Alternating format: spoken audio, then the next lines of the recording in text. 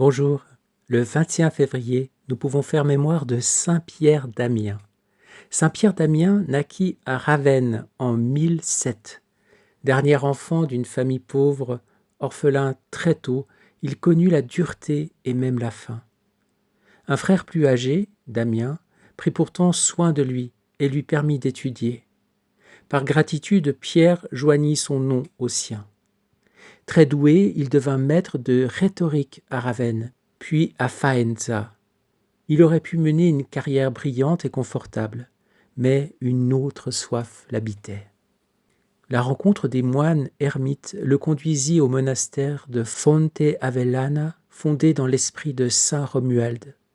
Là, il choisit une vie austère, faite de silence, de jeûne, de prières nocturnes et d'études ferventes des Écritures.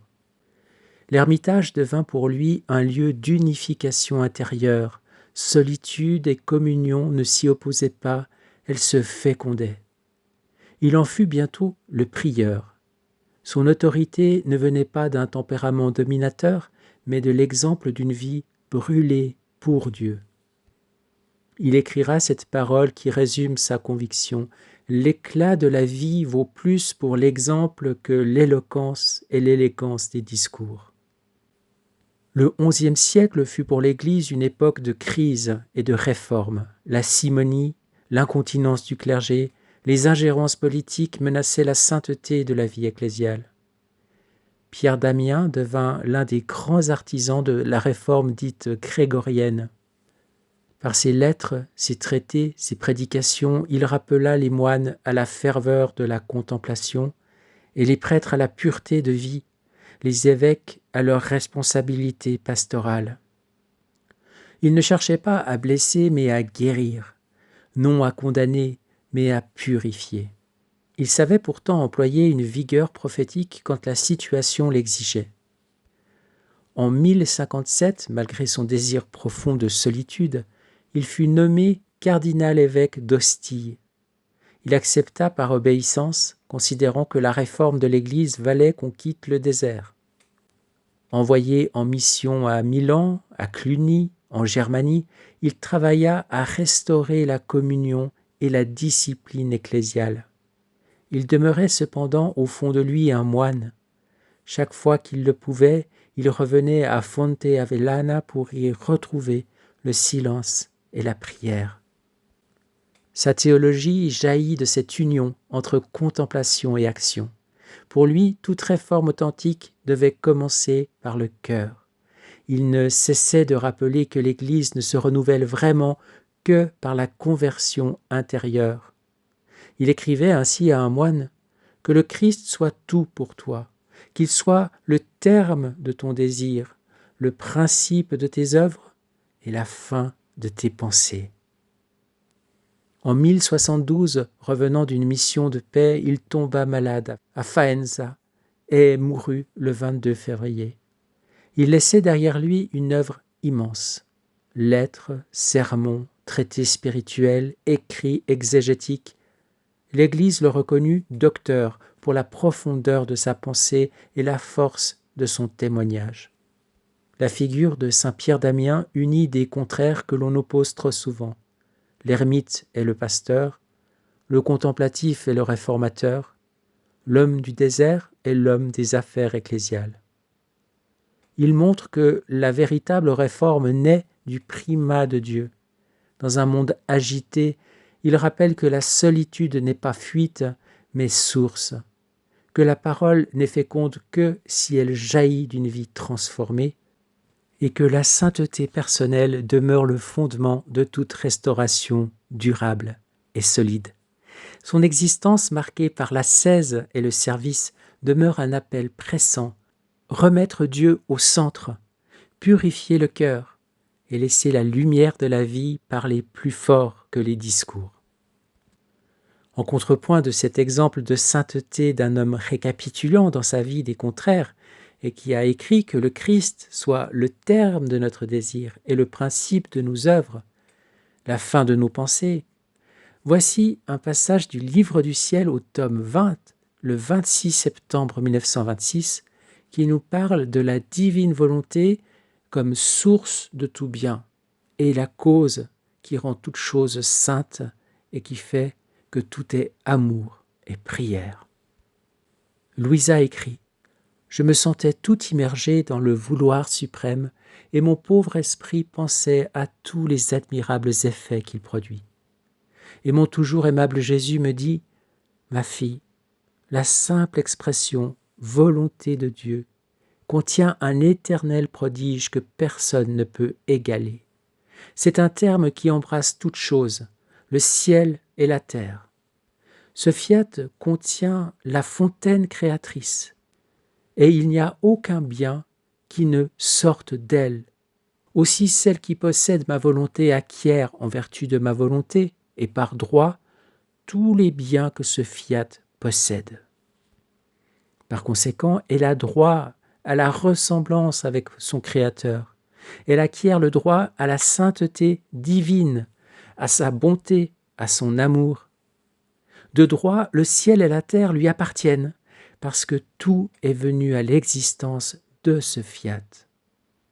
Avec raison, ces droits s'étendent sur tout. Ainsi, le plus grand don, la plus grande grâce que je puisse faire à la créature est de lui donner ma volonté, parce que tous les biens possibles et imaginables y sont attachés, et de droit, parce que tout lui appartient. Après quoi mon doux Jésus se fit voir venant de mon intérieur et il me regardait. Mais il fixait ses regards sur moi comme s'il voulait se peindre et se graver lui-même dans ma pauvre âme. En voyant cela, je lui dis « Mon amour, Jésus, aie pitié de moi. Ne vois-tu pas comme je suis laide ? Tes privations ces derniers jours m'ont rendu même encore plus laide. Je me sens comme une bonne à rien. Même les rondes dans ta volonté, je les fais, mais avec difficulté. Oh, comme je me sens mal. Ta privation est comme un feu qui me consume et qui, brûlant tout en moi, me prend même l'envie de faire le bien. Il me laisse seulement ton adorable volonté qui, me liant tout entière à elle, ne me fait vouloir que ton fiat et ne voir et toucher que ta très sainte volonté. » Et alors Jésus reprit « Ma fille, lorsque ma volonté est présente, tout est sainteté, tout est amour, tout est prière. Ainsi, puisque sa source est en toi, tes pensées, tes regards, tes paroles, tes palpitations et tous tes mouvements, tout est amour et prière. Ce n'est pas la forme des paroles qui forment la prière, non, c'est ma volonté opérante qui, en dominant tout ton être, fait de tes pensées, paroles, regards, palpitations et mouvements autant de petites fontaines qui sortent de la suprême volonté, et en montant jusqu'au ciel dans leur langage muet, certaines prient et d'autres aiment, adorent, bénissent. En somme, ma volonté fait faire à l'âme ce qui est saint, ce qui appartient à l'être divin. Par conséquent, l'âme qui possède la suprême volonté comme vie est le véritable ciel qui, même s'il est muet, proclame la gloire de Dieu et s'annonce lui-même comme l'œuvre de ses mains créatrices. Comme il est beau de voir une âme en qui règne ma divine volonté. Ses pensées, ses regards, ses paroles, ses respirations et mouvements forment les étoiles qui ornent le ciel, racontent la gloire de celui qui l'a créé. Ma volonté embrasse tout comme un seul souffle et ne laisse rien perdre à l'âme de ce qui est bon et saint. Amen, Seigneur. En ce jour, nous voulons te confier la vie, tous les mouvements, tous les battements de cœur, les pensées, les pas, les paroles de notre saint du jour, Saint Pierre d'Amiens. Quelle belle figure encore que ce saint du XIe siècle. Toute réforme authentique pour lui devait commencer par le cœur. L'Église, disait-il, ne se renouvelle vraiment que par la conversion intérieure. Et c'est bien à cela que nous sommes appelés aussi aujourd'hui, à nous laisser convertir de l'intérieur par le Seigneur, par l'action puissante du Seigneur dans son Esprit Saint, lui qui veut venir habiter en nous de manière permanente, vivre sa vie en nous de manière permanente. Lui qui veut que chacun de nos actes soit réalisé par sa volonté, opérant en nous.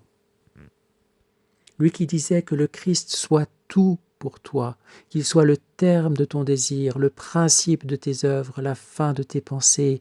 Voilà ce que disait saint Pierre d'Amiens, et voilà ce que nous voulons vivre avec toi, Seigneur, en ce jour. Merci pour son exemple, merci pour tout ce qu'il a fait en son temps. Nous te confions et nous voulons plonger cette sainte personne et tous ses contemporains dans le grand bain de tes attributs divins, Seigneur, dans le grand bain de ta volonté, de cette lumière éblouissante qui purifie tout, qui lave tout, qui sanctifie tout. Oui, Seigneur, nous voulons mettre notre je t'aime, je te bénis, je t'adore sur tous les actes, sur toutes les journées de saint Pierre d'Amiens.